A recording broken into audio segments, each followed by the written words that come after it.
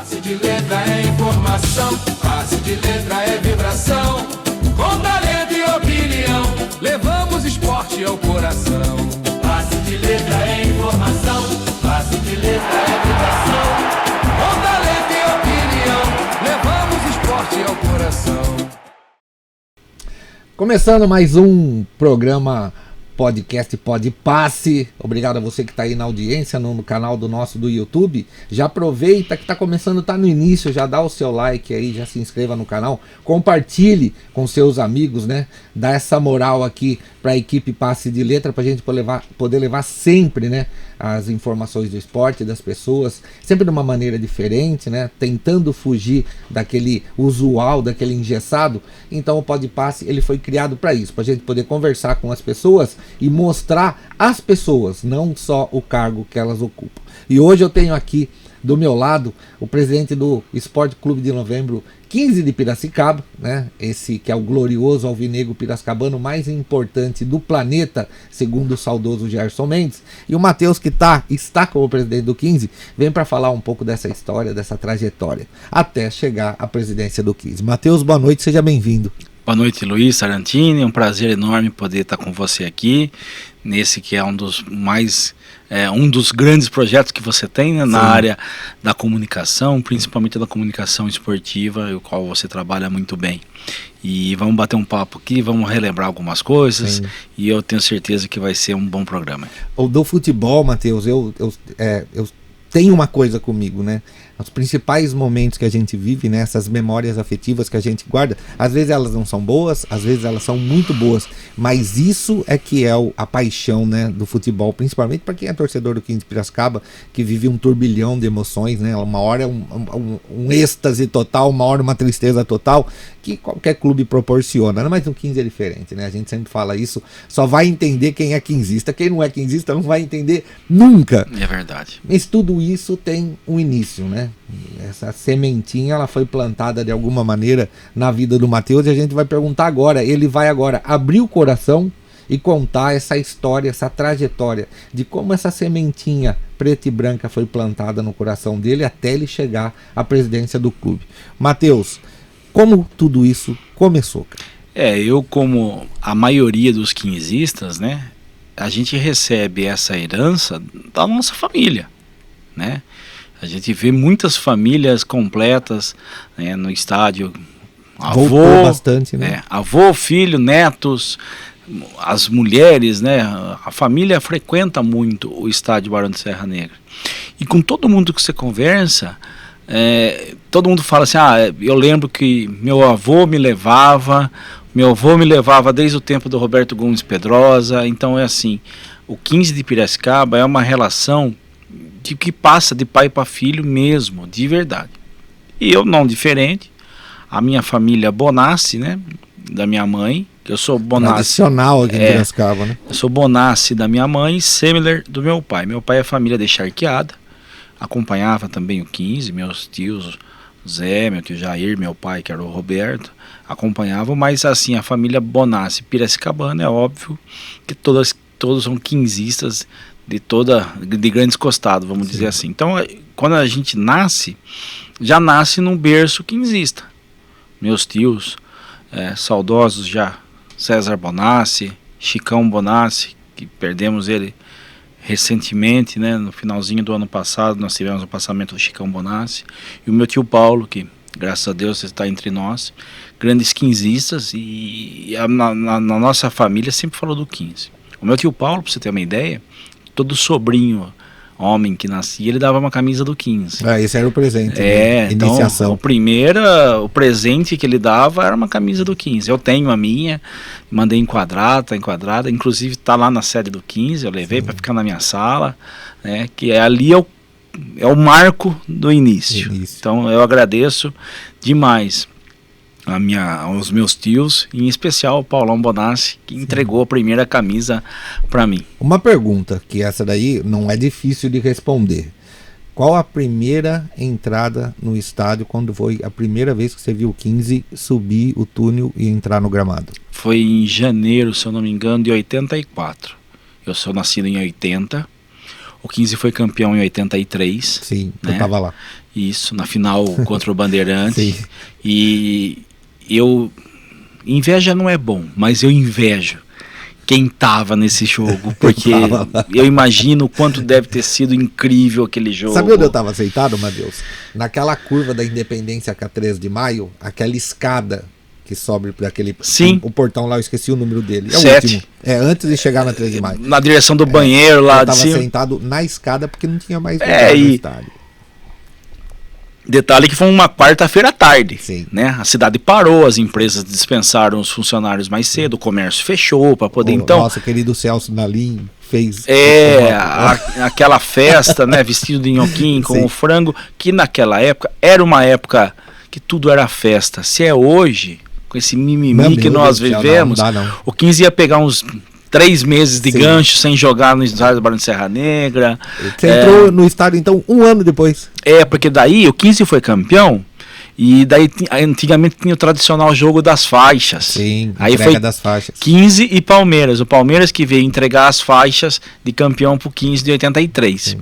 E o meu pai gostava do Palmeiras também. Meu pai, um outro primo meu, César Travalini, e um outro primo, o Alexandre, na época ele é São Paulino, todos acompanham o 15, mas tinha aquela admiração também por os clubes da capital, que todos têm alguma admiração. A gente torce pro 15 e alguns gostam Sim, de algum outro time, tradicional, né? Isso aí, e tá tudo certo, né?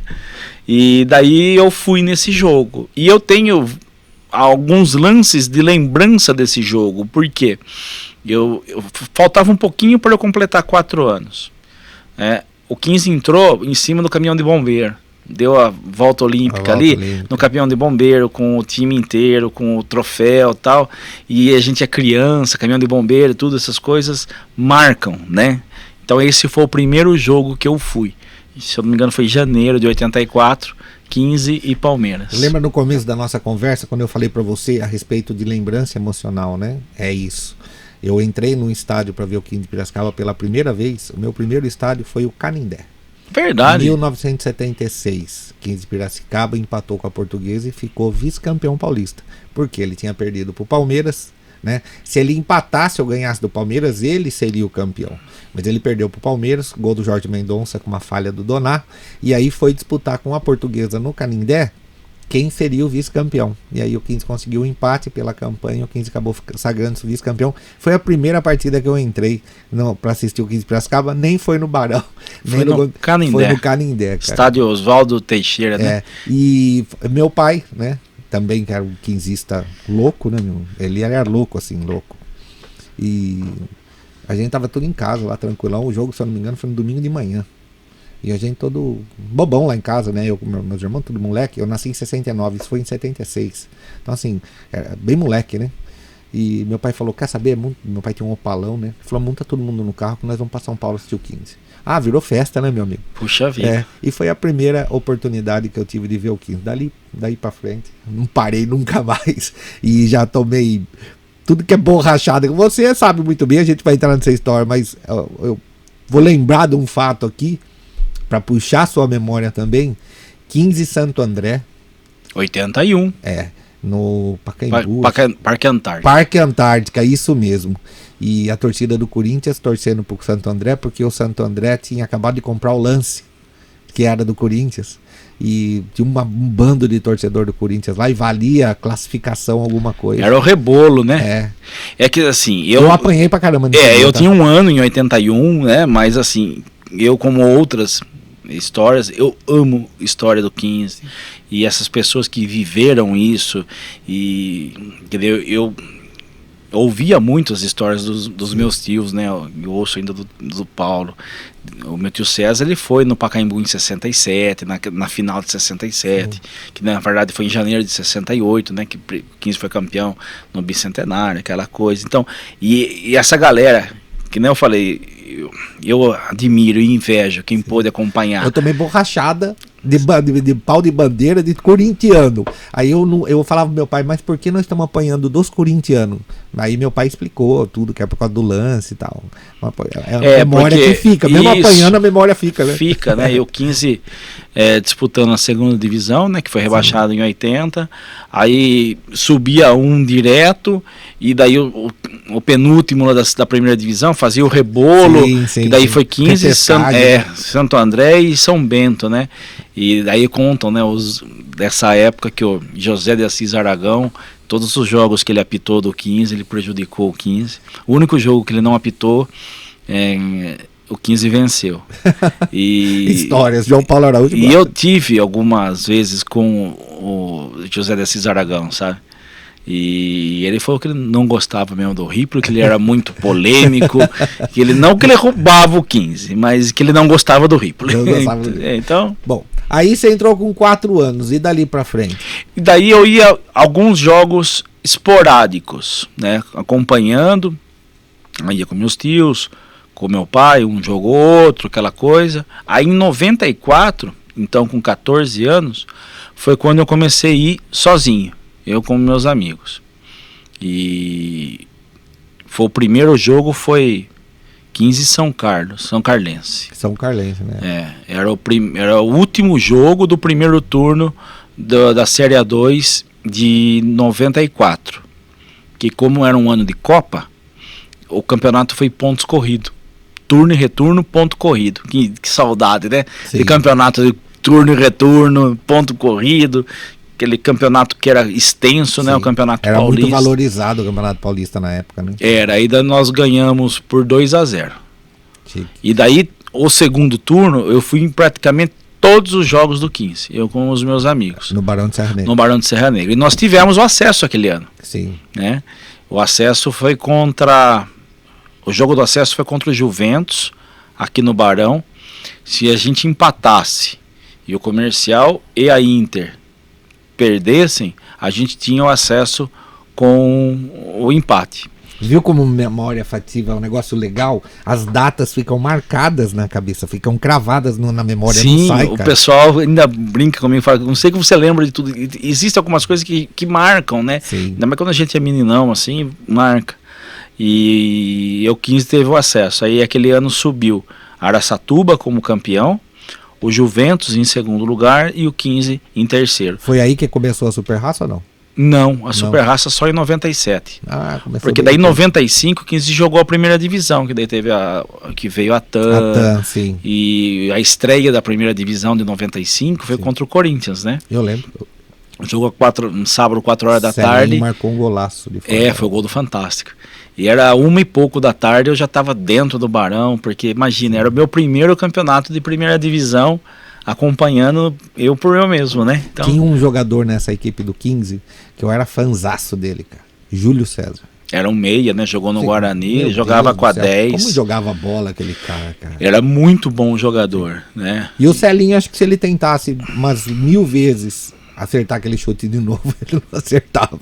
Ele era bom de bola, era rápido, mas não era bom. E o Júlio César fez o primeiro gol. Contra o Corinthians, uma cobrança de falta do Andrei, ela sobra ali dentro da área, o Júlio César faz 1-0, Celinho no segundo tempo faz 2-0, que é esse golaço. E o Bernardo marca o gol do Corinthians. Eu acredito que é Tupanzinho. Não, acho que foi o Bernardo, ainda foi meio de barriga, se eu não me engano. Pelo que eu lembro, é Tupanzinho de peixinho. No segundo tempo, no gol da Moraes. Foi no gol da Moraes. O gol do Júlio César foi na Moraes também no primeiro tempo, o Celinho no gol da 13 de maio. O Celinho, como eu falo, ele era um bom jogador, eu gostava do Celinho também, de ver ele jogar, mas acho que se ele chutasse mais 10 bolas daquela... E foi aquele início arrasador, né, do 15. Sim, que fez 15 pontos. Acabou o primeiro turno como líder. E daí ganhou de 6-0 da Ponte, que é o maior goleada que a Ponte sofreu no campo dela. Cláudio Moura. Na história. Cláudio Moura acho que fez 2-3 gols. Fez 3. Carlos Alberto fez gol. Acho que o Júlio César fez gol esse jogo também. Eu não tava. O Júlio César eu não tava nesse jogo. O Ivan tava. Sim. O Ivan, que daí ele vai chegar na história da Super Raça, né? Porque eu com o Ivan a gente é amigo de longa data, de estudar na mesma sala, tudo. E infelizmente, daí em 95, o 15 tem o rebaixamento. É o que eu falei, ele subiu, acabou o primeiro turno como líder, com 15 pontos. né? 15 pontos, eu lembro até hoje. E depois foi rebaixado. A hora que ele fez 15 pontos, foi uma dificuldade para poder fazer mais pontos. Acabou fazendo, que era turno e retorno também, Sim. acabou fazendo 30 e alguma coisa. Mas Fato curioso. Mas era uma equipe de respeito, hein? Mesmo sendo rebaixado. Porque assim, só que era uma equipe de nego cobra criada. O Andrei mesmo, o zagueiro. né? Jogava nesse time, o próprio Doriva, né? Sim. Que acabou sendo convocado para a seleção. Tem uma particularidade do Doriva. Eu já trabalhava, né, no shopping Piracicaba, nessa época, e trabalhava com moda masculina. E o Doriva foi para a seleção brasileira, a primeira convocação, ele teve que comprar um terno. Ele foi lá e comprou na loja que eu trabalhava. Que legal. Não fui eu que vendi para ele, mas eu tava lá e vi ele comprar tudo. Foi bem legal isso daí. Matheus, segura aí, segura. É 1 minutinho, a gente precisa sair para o intervalinho comercial, mas é rapidinho, só valorizar as empresas que acreditam e patrocinam o nosso trabalho. A gente volta já já.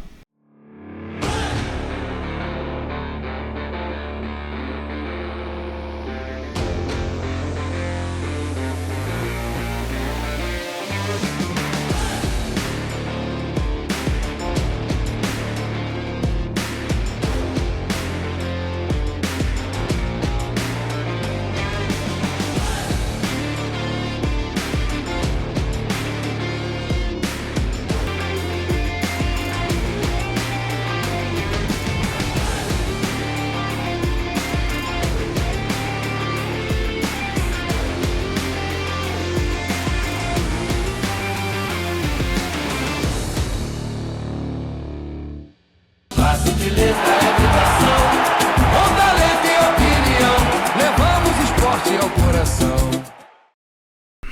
Já estamos de volta, eu falei que era rapidinho, ó, há um tempinho, só pra gente molhar as palavras aqui e você apreciar e valorizar os nossos patrocinadores, tá certo? O bate-papo aqui tá muito bom, o tempo tá passando muito rápido, então eu vou tentar acelerar o nosso presidente aqui, porque são muitas as memórias, são muitas as histórias, a gente vai tentar sintetizar aqui para poder levar até você o mais fino, tá, dessa história bonita do Matheus Bonassi com o 15 Piracicaba. Matheus, a gente parou em 95, ano que o 15 foi campeão da Série C do Campeonato Brasileiro. Isso, aí a gente tem a tristeza do rebaixamento, mas depois a glória como o único, né, até então, título a nível nacional que o 15 tem. E daí o acesso para a Série B do Campeonato Brasileiro. Só que em 95 acontece aquela briga do Pacaembu. Sim. Né? Agosto de 95, se eu não me engano, a Foi final 15 São Paulo e Palmeiras da Supercopa da Taça São Paulo de Futebol Júnior, tá? As imagens até hoje eu tenho na cabeça. E são bem chocantes, Sim, são fortes, né? Feias. Tivemos ali. E ali foi a última de uma sequência que estava tendo de brigas de torcida.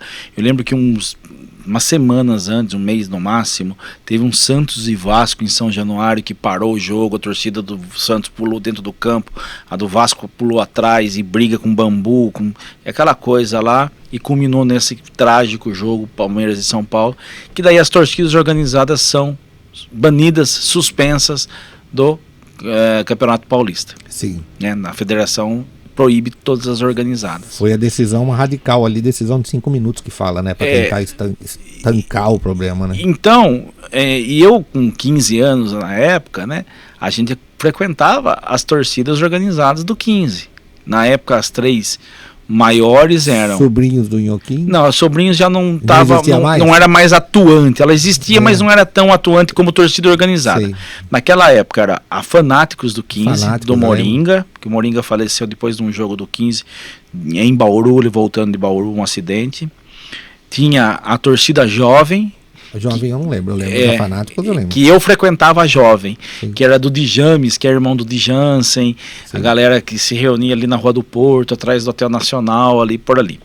E a 15 Chifre, que era o pessoal lá da Vila Resende, Sim. do Bar do Tuchão, qual o Ivan Oriani frequentava. Sim. Daí, com o rebaixamento do 15 e a proibição de torcidas organizadas, a gente ficou meio sem rumo, né? Nós que era menino e acompanhava as organizadas. Aí nós ficávamos todos juntos. Aquela galera que era da torcida Jovem, da 15 Chifre, alguns da Fanáticos também. para poder todos juntos ali no centro da geral acompanhar os jogos do 15, e culminou com o título de campeão brasileiro da Série C. E foi indo, e essa época você não precisava nem... Mas o nome já veio de pronto, assim, nós vamos criar uma torcida, vai ser Super Raça. Não, isso nós estamos falando em 95, a Super Raça só surgiu oficialmente em 97. Mas vocês já estavam ali... A gente já era uma torcida, mas não era uma torcida organizada, assim, formada. E não podia entrar nem com camisa de torcida organizada, não podia entrar com faixa, com instrumento, Sim. com bandeira, não podia nada. Foi na época, foi uma decisão bem radical, mas para estancar o problema. Né? E foi necessário. Né? Tava descontrolado, né? Tinha que, alguma coisa tinha que ser feita. Se a gente tivesse um país onde não reinasse a impunidade, não estou falando no futebol, em tudo, a gente não precisava de ações como essa. Mas o Brasil, infelizmente, é o país da impunidade. Sim. Que você pode fazer coisas erradas e acaba não sendo punido. Se você punisse quem matou, quem se envolveu, não precisava, né, punir todo mundo de torcidas organizadas. Mas enfim. A punição tinha que ser pontual, né? CPF, não CNPJ. Isso, né? isso mesmo. E isso a gente tem resultado até hoje. Você vê, quando tem confusão, às vezes multa o clube, suspende de ter jogos como mandante ou portões fechados. Então, mais uma vez, punido é o CNPJ e não o CPF. Sim. Bom, mas isso aí é uma outra discussão. A gente faz um outro programa outro dia para falar disso. Isso é gostoso a gente bater papo também. E daí nós fomos acompanhando Série B de 96, Série A2, e daí em 97, no mês de julho de 97, a gente funda oficialmente a nossa torcida, que é a torcida Super Raça Quinzista. O porquê desse nome? Era uma homenagem para uma das grandes torcidas organizadas que o 15 teve, principalmente nesses anos 80, 83 aí, que era a Raça Quinzista. Tinha pessoal da Raça Quinzista, que foi uma das grandes torcidas organizadas. Eu gostava muito de ver os Sobrinhos do Inhoquim. Então, para mim, o nome mais bonito de torcida organizada do 15 é esse daí. Sobrinhos do Inhoquim, que era de 77, se eu não me engano. Esses caras eram muito bons. E é um nome maravilhoso, maravilhoso. Sobrinhos do Inhoquim. Vocês, quando iniciaram, então, a Super Raça, vocês pegaram a pérola, né? O diamante, que foi o Campeonato Brasileiro de 98, né? Só que para chegar no Brasileiro de 98, nós tivemos o rebaixamento da Série A2 de 98. Sim. Que mas daí depois pegou o Brasileiro, hein, meu amigo? Que foi muito legal. Que time aqui. Era muito bom, era um timaço que... Eu acho, na minha concepção, Matheus, eu vi vários times do 15 muito bons, até o que foi campeão brasileiro. Mas em termos de futebol arte, assim, de toque de bola, de jogada, de finalização, acho que em 98 não teve igual, não. Como equipe, eu acho que foi uma das maiores que eu vi. E assim, e aquilo daqueles altos e baixos que a gente fala do 15, né? Nós tivemos um rebaixamento para a Série A3. Igual 95. Uma terra arrasada, né? Aí aparece lá o senhor Mauro Morichita, com um time pronto do Irati, do Paraná. Sim, fizeram uma parceria, né? Mas era assim, 90% do time era o Irati. Sim. Aí nós tínhamos que já estava aqui o goleiro Alencar, né? E um zagueiro, Luiz Fernando, um bom zagueiro, um moreno grandão, gente boa, jogava bem pra caramba. E daí o Mauro trouxe mais algumas peças que não estavam no Irati para poder formar a equipe. Que daí veio o Caio Júnior, né? E veio o Daniel Frasson. E tem o Daniel Frasson, mas tinha o outro Daniel Edgar. Meu Deus do céu. Eu lembro que eu estava no estádio assistindo um jogo, era 15 e Americano de Campos. Acabou o primeiro tempo. 1-0 pro Americano. Torcedor, você já sabe, né? Xingando pau caramba. Esse jogo foi 6-1. O Daniel Edgar, ele fez chover, sol, tremer, relampejar, ele fez tudo. Como jogava bola. E um lance, como eu falo, eu gosto de falar essa palavra, memória afetiva, né? Um lance que não sai. Quando fala em Campeonato Brasileiro, vem esse lance na minha cabeça, acho que você vai recordar. 15 e Ceará. O Daniel domina a bola, dá um chapéu no zagueiro do Ceará, que era Jorge alguma coisa, que tinha jogado no Palmeiras. Era Jorge alguma coisa, era um nome composto assim. E antes que a bola pingue no chão, ele bate de primeiro e marca o gol. Eu nunca mais Eu lembro desse jogo. Também foi 6-0, acho, né? 6-0. Eu não vou esquecer nunca mais esse lance. E esse jogo 15 Ceará teve um gostinho especial pra mim, porque o lateral direito do Ceará, ele chamava Jaime.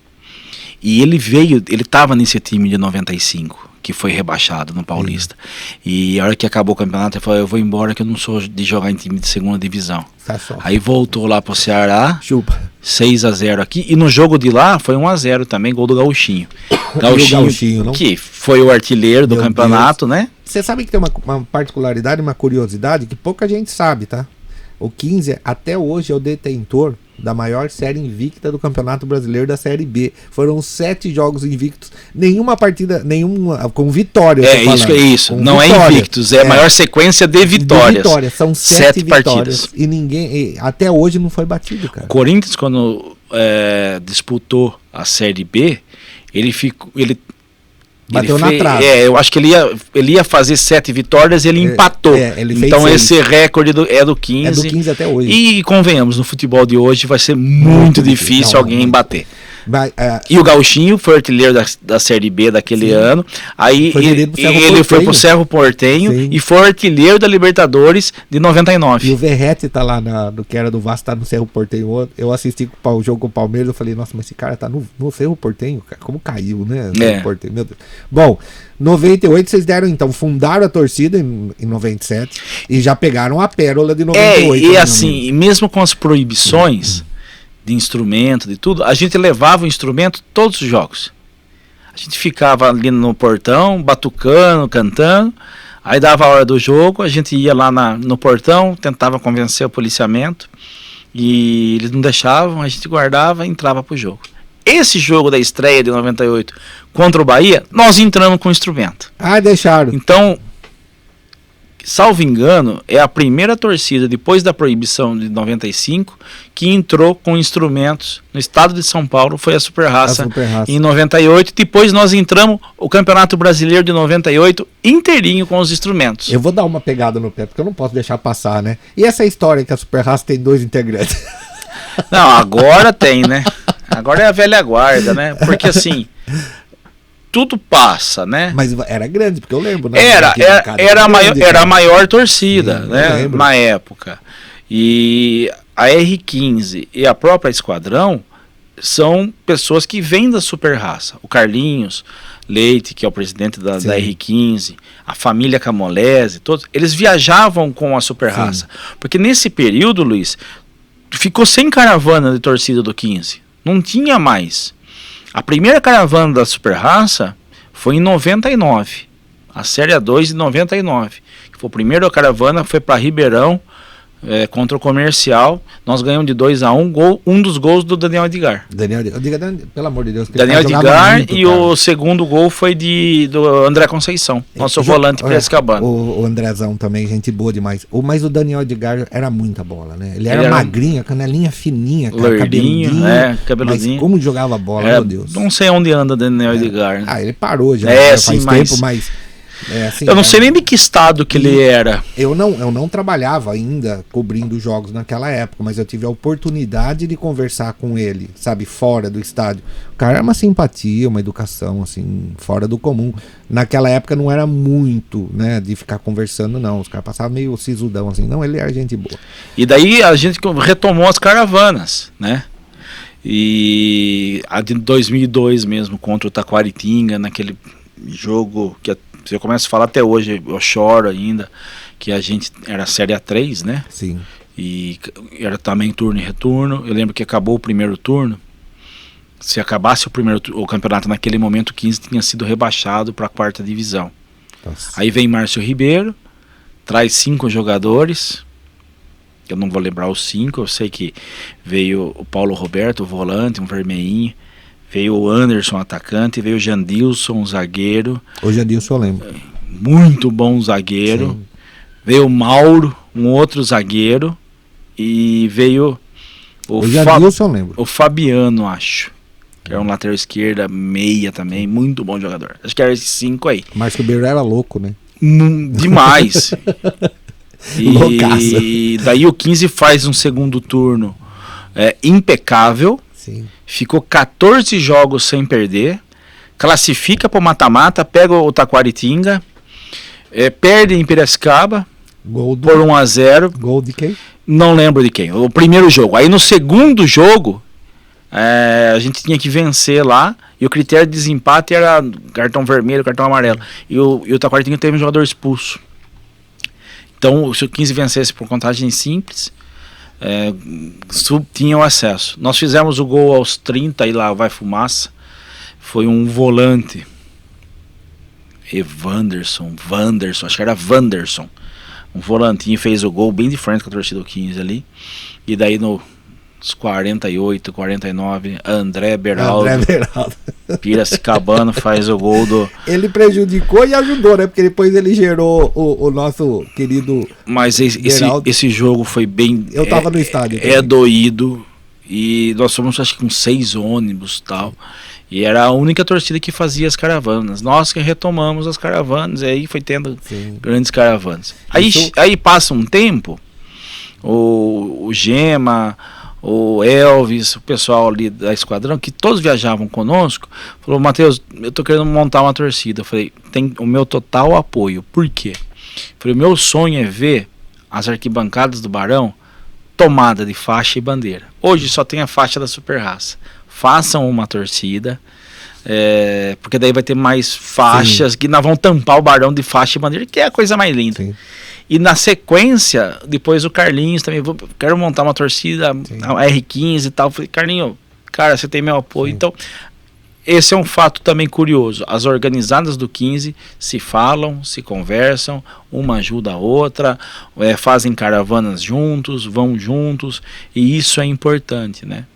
Eu vejo, a gente vai sair para o intervalinho comercial, mas antes eu vou só citar. A gente fica na cabine de transmissão, então a gente vê quando a festa, né?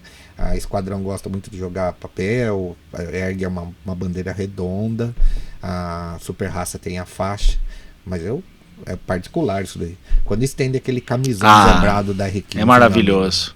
Isso daí é capa de jornal, é matéria de EPTV. Eu acho que todas as torcidas deveriam fazer algo parecido, entendeu? Que nem a Esquadrão. Não é copiar, é pro 15, é pro torcedor, né? Não é disputa. É pra festa, né? Não é disputa. Fazer algo parecido. Você imaginou? Ia ser no interior a única torcida que ia ter uma festa desse tamanho, né? Erguer aquele bandeirão. Um poderia fazer a camisa branca, a outra camisa zebrada, mas erguer, porque quando você tá ali na cabine, que você olha de frente, Matheus, você vê da tribuna. É bonito demais. Né? E assim... E todo mundo tem a fase, né? Como nós falamos aqui, teve a Sobrinhos do Nhoquinha, a Raça quinzista, Fanáticos, 15 Chifre, a Super Raça. Sim. Depois veio a R15, a Esquadrão, que levam esse legado. Tem fumaça também. Tem a fumaça do Alaor. Deixar um grande abraço para ele. O nosso vereador, o Lars Trevisan, ele fundeu as 15 São Dimas. São Dimas, só que ela não era lá da geral, ela era aqui da Arquibancada. Mas assim... Tudo faz parte, né? E todos são importantes. Sim. Para o 15. A festa é bonita. Exatamente. Não só do torcedor organizado, mas como do torcedor comum, né? Tá certo. Um minutinho, mais uma vez a gente vai molhar nossas palavras aqui. Vou puxar da cabeça do Matheus mais algumas lembranças para a gente poder passar para todos vocês. A gente volta já já.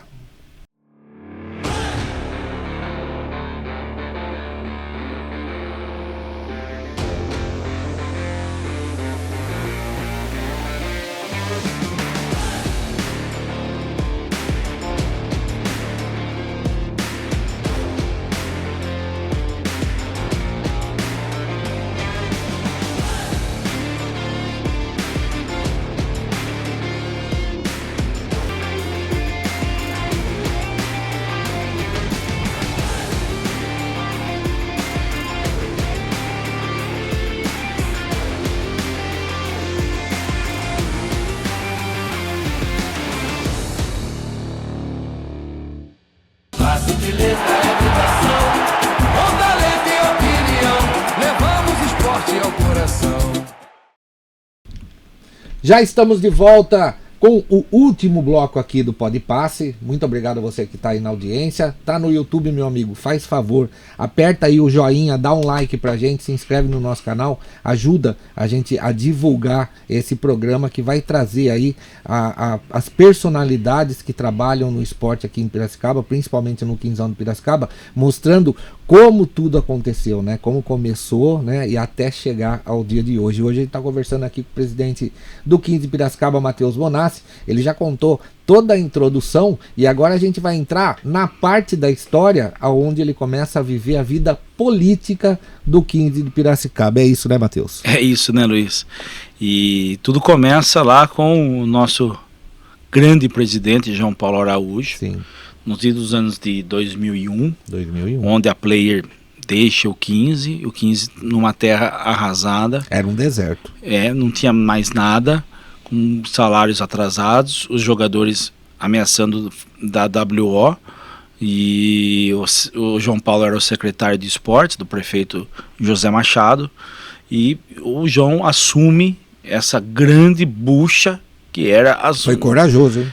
E o que é legal é que ele conseguiu trazer grandes nomes quinzistas que estão até hoje aí. Um grupo de abnegados, né? Se o 15 está vivo hoje, a gente deve a esse grupo capitaneado aí pelo João Paulo Araújo. Alguns nomes, né? A gente pode falhar em falar alguns aqui, mas João Paulo Araújo, o Jonas Parisotto, o Renato Bonfiglio, o Paiva do Sindicato, o Vado do Mirante, o Beto do Rosfrios, Luiz Carlos Furtuoso. O Luiz Carlos Furtuoso. O próprio Luiz Beltrame veio nessa época. Beltrame, Boldrin. O Ganino, o Boldrin, o contador que você falou o nome, João Correia Henrique. José, o Correia Henrique. Esse cara era fantástico. Rubens Braga. Rubens Braga. Falecido Rubens Braga. Então, assim, a gente pode esquecer de algum nome, mas os que ficavam mais atuantes ali, né? Fora as empresas, né? Que o João foi visitar, várias empresas ajudaram o 15, né? Com doações. Não era um patrocínio, eram doações para que o 15 conseguisse se levantar. Né, e nessa época, nós da Super Raça, como a única torcida atuante naquela época, a gente abraçou junto com o João e esse grupo para poder salvar o 15. Então, tudo aquilo que a gente ouve, né, de vender feijoada, de vender ingresso na frente da bilheteria, porque o oficial estava lá para penhorar a bilheteria. O oficial de justiça já tinha amizade com todo mundo. Nós fizemos muita rifa, né, nos jogos. O Dr. Renato entregava uma camisa usada que tinha lá. Então, durante o jogo, a gente ficava percorrendo as arquibancadas, vendendo a rifa. Acabava o jogo, a gente entregava na mão do Renato Bonfilho para ele fazer o bicho dos jogadores ou para ele poder pagar alguma coisa ali. E eu lembro que o Renato, assim como eu, a gente é emotivo, né? Eu choro fácil e o Renato também. É um cara super emotivo. Cada entrega que a gente fazia desse dinheirinho lá pro Renato era um choro, a gente se abraçava, chorava, e ele ficava extremamente grato, e eu me emociono até hoje, porque faz 25 anos isso, cara, sabe? E se o 15 tá numa situação que permite eu ser presidente, é por conta desses caras, velho. Esses caras que ralaram, sabe? Né? Todos têm decisões certas, erradas, a gente já falou sobre isso, né? Mas o íntimo, né, Matheus? O íntimo de cada um é o 15. Né? E o 15... oficialmente não existia essa época, porque não tinha mais quadro associativo, não tinha mais eleição de conselho, não tinha eleição de diretoria, e você precisa deixar tudo em ordem isso para você mandar para a federação, para a CBF, para que você possa ter de fato o presidente eleito legítimo através de registro das suas atas, poder abrir conta no banco, poder ter a vida. Nesse ano de 2001, um outro fato importantíssimo, que teve também o dedo do José Machado, foi a criação da Associação Amigos do 15. Por quê? Era o Masson, se eu não me engano. O primeiro presidente foi o Tarcísio Mascarim. O Mascarim, depois acho que veio o Masson. O Masson foi mais aqui nos anos 2011. Foi o Tarcísio Mascarim. Depois nós tivemos o Dr. Chaim como presidente da associação. Nós tivemos o Marchiori como presidente da associação. Nós tivemos Marcos, né? Marcos Marchiori. Nós tivemos o Dr. Paulo Falanque, sim, em 2010, acho que foi a época que daí, junto com o Luiz Beltrame, conseguiu daí tirar o 15 da terceira divisão, levar para a primeira, enfim. É outro fato importante, porque as contas do 15 eram todas bloqueadas, todas não conseguia movimentar. O 15 não tinha condição de existir oficialmente. Então, todas... dinheiro de patrocínio, dinheiro da federação, essas coisas, não tinha como entrar na conta do 15 porque o João não era presidente de fato, não podia receber aquela coisa e tal. Entrava na associação. A contribuição de R$1 da conta de água, que era uma lei de 98. Também não conseguia usar por conta que bloqueava. Então foi criada a Associação Amigos do 15 para poder movimentar as receitas do 15 até o 15 se acertar e poder movimentar as suas próprias contas. Então tudo isso foi importante naquele momento. Você virou conselheiro. Isso daí, um trabalho incansável do José Luiz Ganino, saudosa memória também. Ele que ficou incumbido de criar o quadro associativo de novo, para a gente poder fazer a eleição do conselho e fazer a reforma de estatuto. Então, naquele 2002, eu fui eleito conselheiro. Eu sou o conselheiro mais novo da história do 15 a ser eleito. O presidente do conselho era o presidente Jonas Parisotto. Né? Então, 10 anos ele ficou lá, não? Eu acho que até mais, cara. Acho que foram 10 anos. É bastante tempo. E primeira coisa que ele fez é a reforma do estatuto, né? E ele com o Boldrin, os dois que capitanearam a reforma do estatuto. Eu atuei junto com eles ali, e uma das coisas que eu pedi, e ele também entendia que seria importante, era aumentar o número de conselheiros. Então, foi na gestão do presidente Jonas Parisotto que aumentamos o número de 20 para 30 conselheiros efetivos, mais 15 suplentes, criou as comissões de alteração de estatuto, comissão de memória, comissão de ética, enfim. O presidente Jonas, naquela época, modernizou a parte política do 15, sim, estatutária, tudo que tinha que ser feito e estava abandonado. Pegou um negócio totalmente desorganizado e deixou todo afinadinho para quem veio na gestão posterior. Isso, e daí foi abrindo possibilidade de vir mais pessoas para dentro do conselho. Hoje, você olha, o 15 tem eleições corretas, dentro dos prazos, tem candidatos, tem... Naquela época, antes do João, era tudo muito complicado, era tudo mandato tampão, entrava, ficava 2 meses, saía... Mas por convite, né? Cara, era uma loucura. Então, se hoje está organizado, porque lá há 25 anos atrás, começou a plantar essa sementinha. E você pulou...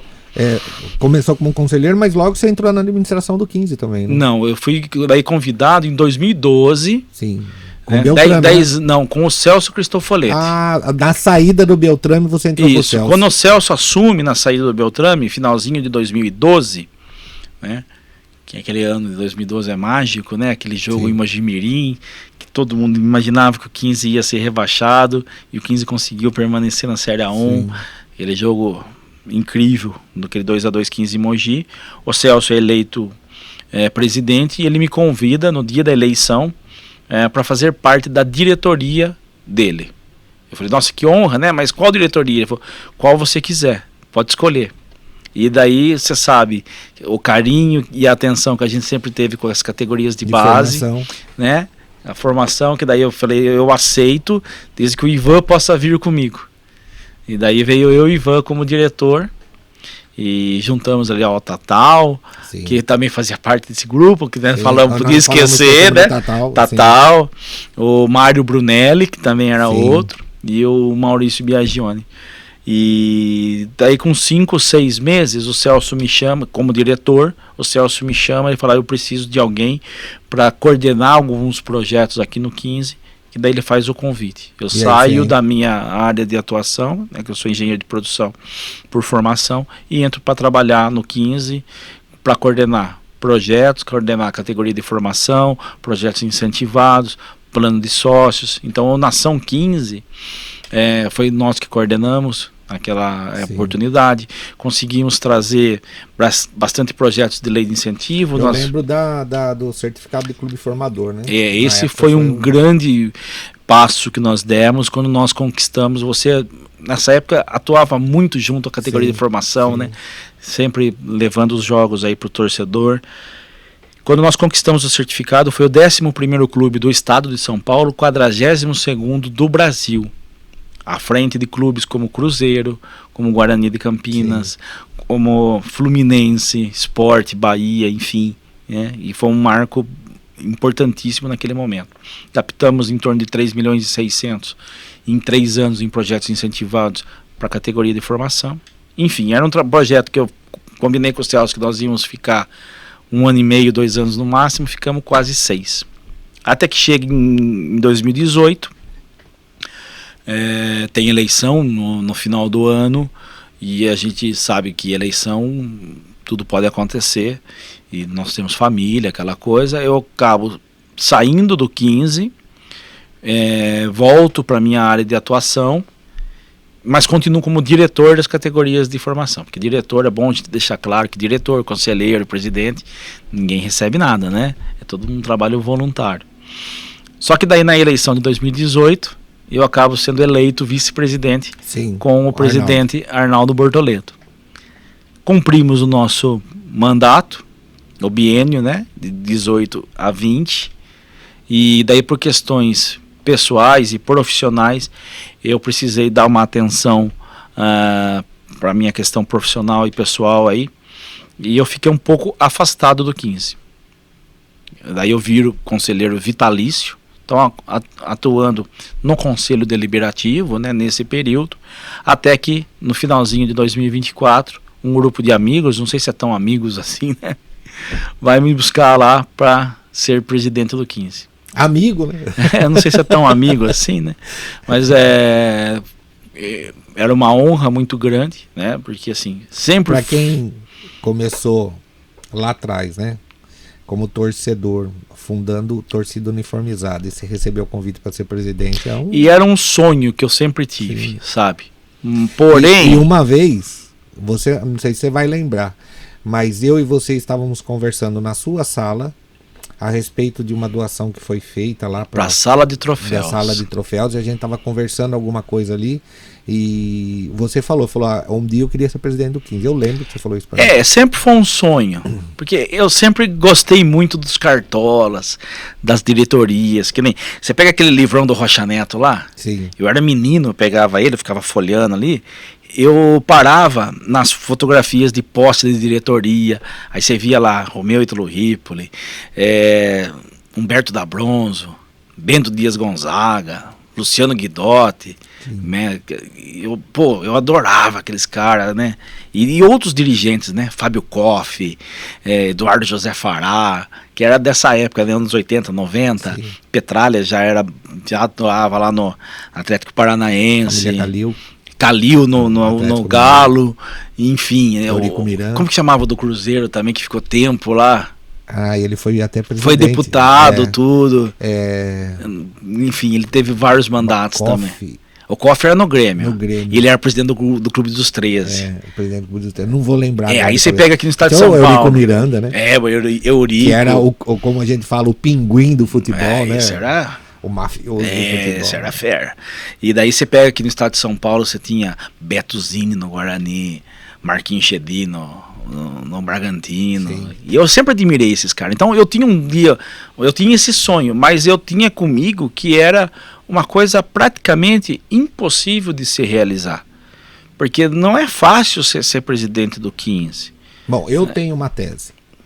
Se tiver um salão de festa, como a gente gosta de ir, que eu sei que você gosta também, festa de igreja, né? A gente está ali. Entra o prefeito por uma porta, o presidente do 15 pela outra, fala, o presidente e o prefeito entrou. A maioria vai falar, cadê o presidente do 15? Isso é batata. Depois eles vão olhar para o prefeito. O presidente Adilson Maluf falava que ele seria prefeito, mas quantas vezes fosse necessário, mas presidente do 15 ele não queria não. É muito mais difícil, porque... Qual que é o produto do futebol? É paixão. E quando você lida com paixão, é muito mais difícil. Você sabe que você sentava na arquibancada? E assim, e quando a gente recebe esse convite para ser presidente, foi muito em cima da hora. Eu tive 7 dias para decidir, porque o prazo para mulher? Não gostou, Quando né, você cara? chegou e falou, você é presidente do 15, qual foi a reação da esposa? Porque as esposas são sempre as que seguram, né? Eu tô com a minha esposa, em outubro a gente completa 19 anos de casado. E namoro, tudo já vai para 26 anos, 25 anos.